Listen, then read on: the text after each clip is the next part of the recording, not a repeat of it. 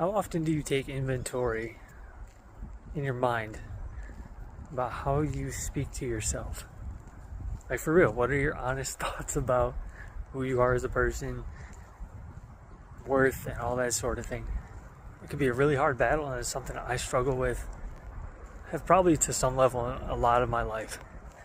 Honestly, I can't even imagine how many areas of my life this has affected, and feeling the unworthiness or inability to move forward in certain areas of my life because of said mindsets.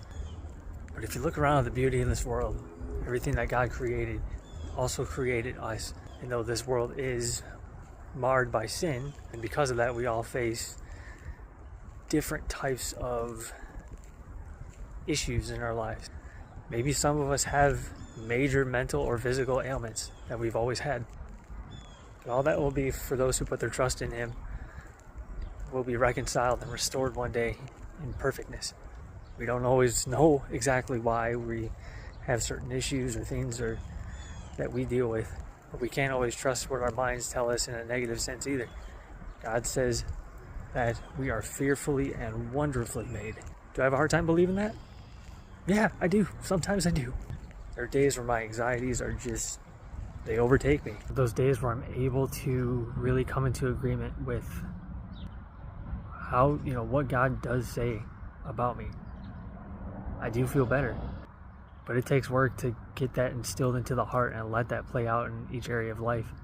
And that doesn't mean every area of our life is going to thrive 100% the way we think or hope. I just want to encourage you today, don't come into agreement with all the negative things that may have been placed upon you growing up. The Word says we are to renew our minds.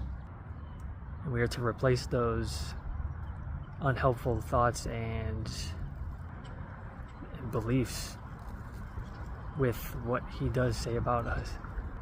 It's a battle, it's a journey, but I think it's worth walking.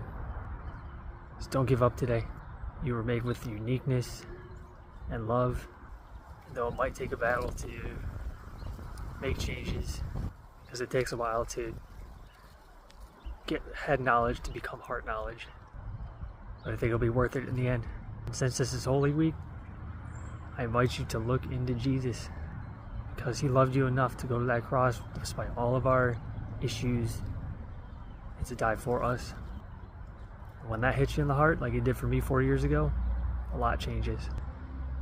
Keep going. I hope this encouraged you today, and I'll see you in the next day.